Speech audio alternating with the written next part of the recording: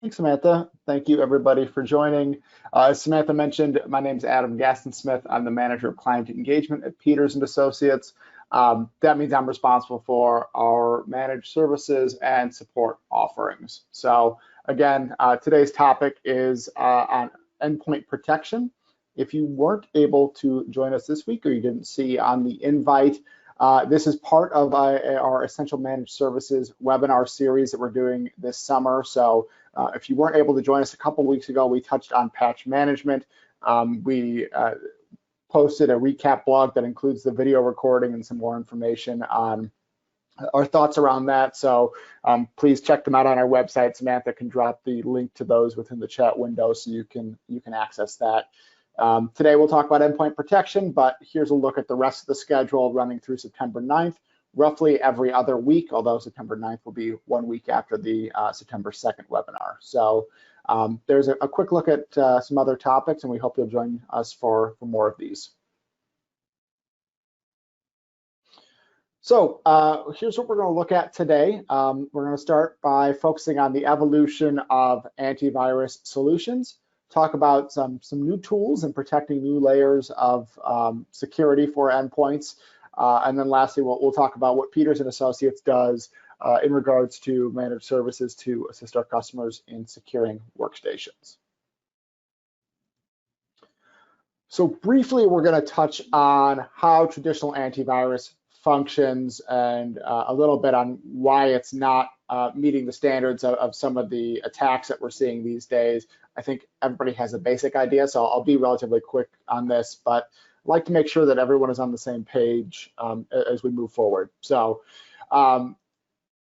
today, or traditional antivirus is designed to look for a specific set of viruses that it has definitions for, right? So a virus tries to infect a PC. Ideally, that PC recognizes that as a piece of malware or as a virus, and it's going to stop it. It's going to quarantine it. It's gonna handle that. So it's off of this database of definitions that is stored on the device that is telling it what different viruses look like and what their signatures and definitions are. So that's basically how it's working on your PC. Now, obviously, new threats are coming out all the time. This has been the case forever. So how has traditional antivirus been keeping pace with these or attempting to keep pace? Well, they have a team of security analysts and they have technology that's looking for other threats in the wild. And so when they identify a new virus out there, they look at it, they give it they analyze it, they give it a signature or a definition, something that their software is going to be able to identify as this specific strain of this virus to know that, hey, this is a bad piece of software that we need to stop. And that is then obviously uploaded to their centralized service and distributed down to all of their endpoints. So anybody who's had to manage a traditional antivirus system, you know that these near constant download of definitions are coming in as new threats are discovered and then pushed down to everything. So it's a very reactive model of trying to prevent computers and systems from being infected.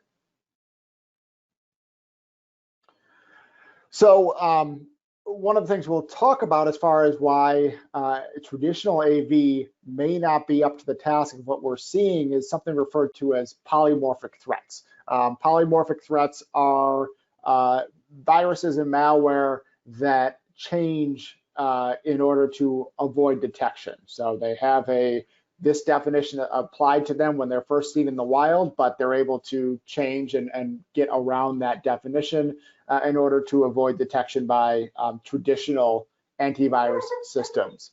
And these aren't new. In my research, I found that the first instance of this was from 1989, but something that we're seeing is that they've become much more frequent, and I'll talk about that in just a moment. So obviously, we're seeing AV is able to detect the first strain of a piece of malware, but then it may change and they're not necessarily able to detect these future strains. Like I mentioned, we're seeing that we're seeing that malware is changing more rapidly. To back that up kind of with some statistics, from Microsoft research, this was back in 2017, 96% of all malware files that were detected by Windows Defender were only seen once. So that's how quickly things are changing. They're seeing a piece of malware once and then not again. To kind of build on that a little bit further, this is a research piece from Verizon, and this is from 2016, that 58 seconds or less was the lifespan of 99% of malware hashes. So the vast majority of those malware hashes, the definitions that are being assigned by traditional AV vendors, are seen for less than a minute before they are then changed or and then not detected again. So this provides a pretty clear picture of where traditional AV is falling down, how it can't really hope to keep pace with what new viruses and malware are doing. So how can we keep pace with that, and how can we continue to stop new threats? So next-gen antivirus is the term that you may have heard for how new security vendors are addressing this. And really, it has everything to do with monitoring the activity that's happening on that endpoint. So that happens a few ways. Next-gen AV is looking at all the processes running on a given workstation that they are protecting. Even processes that are not malicious but are known to be used as exploits for, say, file lists or in-memory malware to hide and to carry out its work. And so monitoring those processes.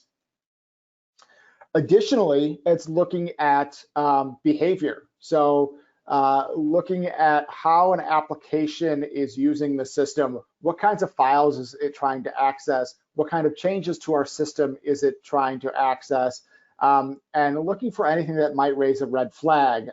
What types of IP addresses is it trying to communicate with? Anything that would raise a red flag in terms of how it's behaving.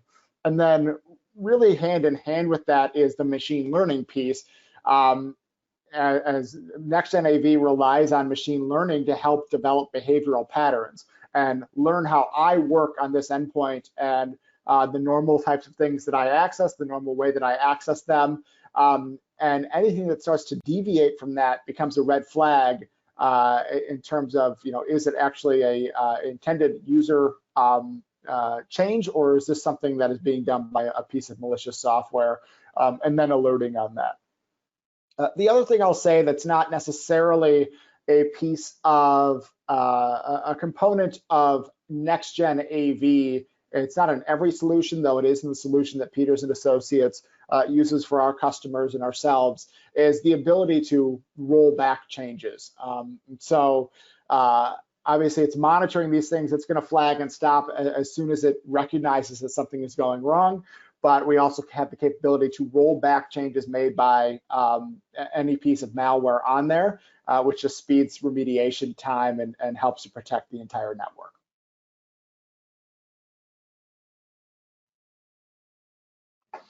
That's a little bit on next-gen AV and how it differs from traditional AV.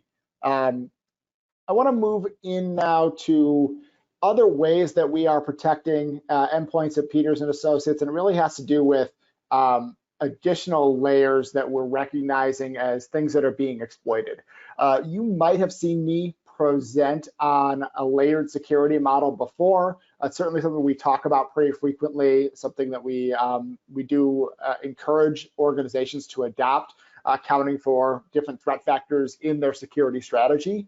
But today I want to focus really just on the endpoint. So you'll hear us talk about this in future webinars as we get into things like securing email specifically and securing, providing security awareness training. We'll talk about that in future webinars, and we'll also post a video to our blog page detailing what else goes into that layered security model. But Today, I want to talk a little bit about something that directly impacts our endpoints, which is DNS level protection. So again, this is something that probably all of you know already, but just to get us all on the same page, DNS, or domain name services, is a function of the internet that translates what we're typing in into the IP addresses that we're actually trying to reach, and then ultimately the host name or the website or the server that we've now connected to, right? So it's that primary function of translating how users interact with the internet, and that extends to programs as well, and translates that into reaching these specific websites and services that we're trying to access. This is something that obviously it's foundational to the internet. Major organizations like Microsoft and Google run DNS servers that are used, as well as many others that are used just for their scale and their ability to easily connect to for people around the world. But we've also seen some exploits to these and how DNS is used systematically. So a few statistics here.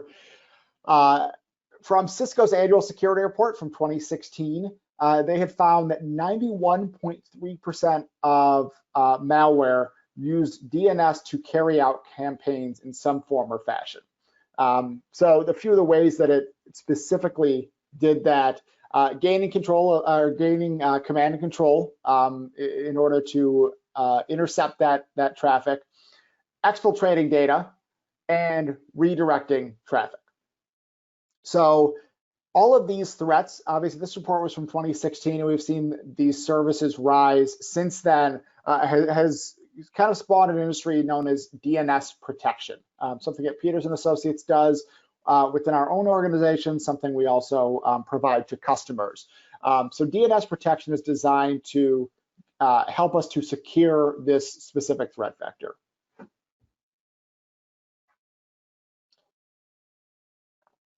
So what does DNS specifically do? And at Peters and Associates, we use with our customers a solution called Cisco Umbrella. So Cisco obviously is a well-known name in networking as well as in security, and we use them to secure at that DNS layer.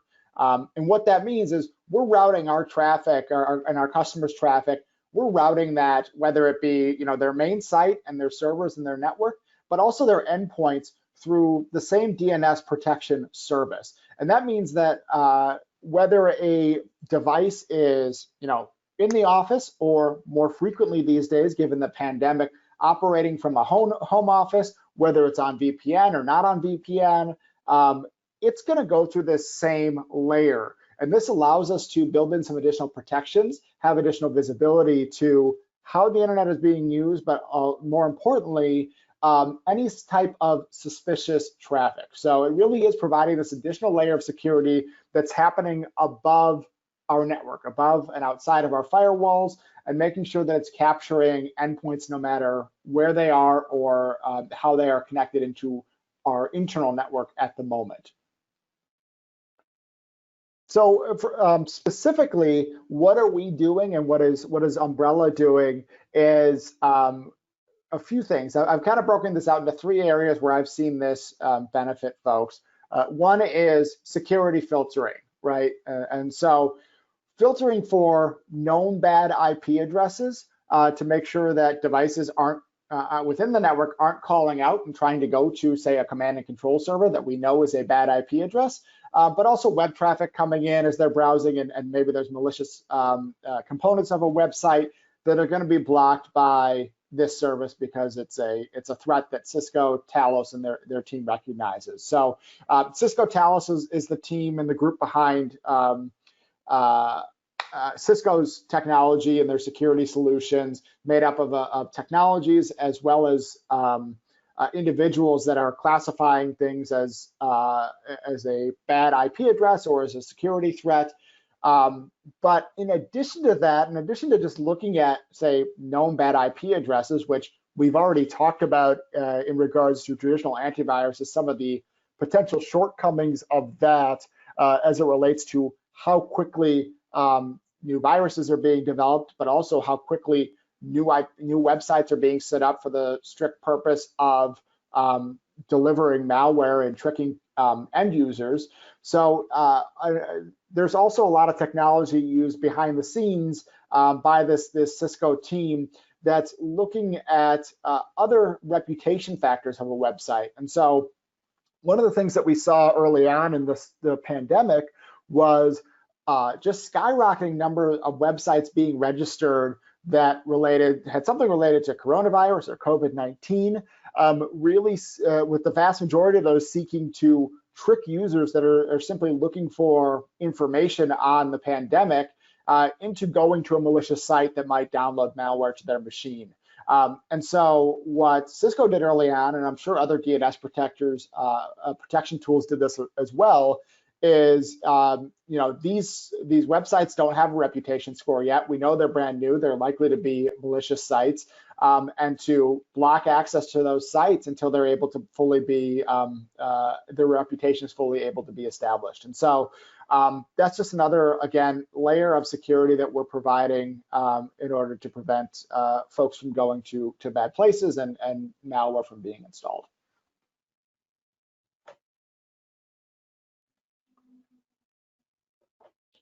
Okay, and the last piece I'll touch on before we'll kind of open things up fully to questions, and again, as Samantha mentioned, you can we'll allow people to come off mute to ask questions, but you can also type questions in at any time to the question area or the chat area, and we'll be happy to answer them.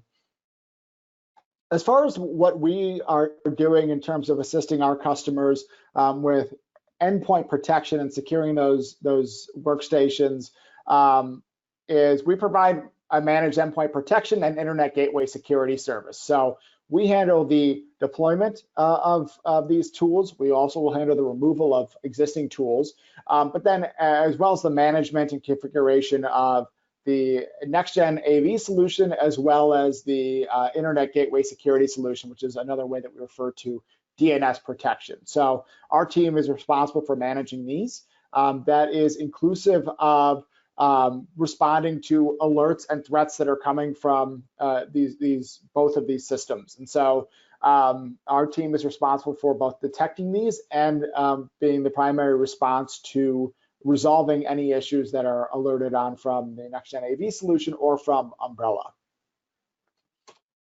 And then lastly, we are reporting on threats that are coming through via internet traffic, as well as threat reports on anything that happened in the environment. And so I talked a little bit earlier on some of the things that Cisco is doing from a security threat perspective. It's also surfacing for us things like shadow IT. And so it's providing to us visibility to, are people using things like Dropbox or Slack outside of the supervision of the IT department, which opens us up to concerns about data being stored in a place that's not being managed or governed by IT. So what kind of data is allowed to be stored out there is not being controlled, and things like access for, say, employee departure is not being managed centrally. And so those weekly reports help to surface those types of threats and see really how the internet is being leveraged.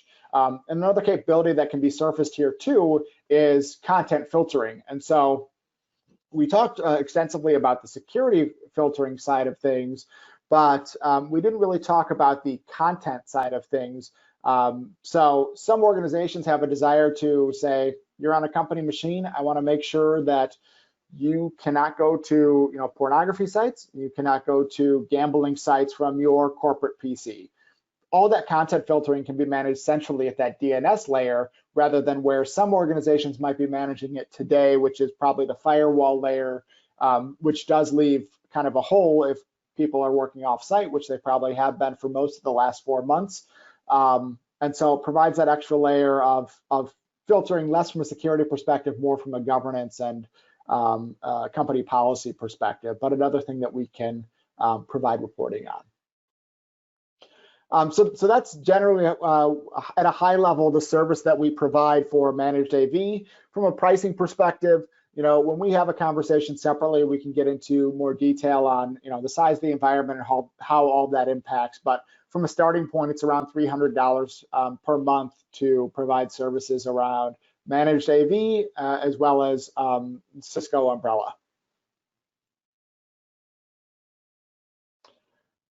That wraps up the prepared content. So we'll open it fully to questions here shortly, and we'll read some of any questions that we have in the question queue. But from a what's next perspective, I want to encourage you to reach out to your Peters & Associates account manager. You can reach out to me directly or info@peters.com as well if you don't necessarily know who to reach out to. But we are doing, obviously, for those who attended today's webinar, and also if you reach out, you want to have a one-on-one call with us, we'll give you a $25 gift card after that call as well. Talk about managed endpoint protection, but if you also want to talk about patch management, which we already covered, happy to have that conversation as well. And then we already talked a little bit about this, but August 5th is our next webinar in this series. So that's 2 weeks from today at 11 a.m. We'll be covering managed backup and recovery, and aligning to what we refer to as a 3-2-1-1 model for having resilient backups that are going to be reliable in the event of a disaster or a cybersecurity incident. Thank you all for joining. We hope that you'll join us again in a couple of weeks. I hope that some of the information presented here was valuable, and please reach out and we can have follow-up conversations on this. And we'll go ahead and close out the recording here, and thank you very much for joining today.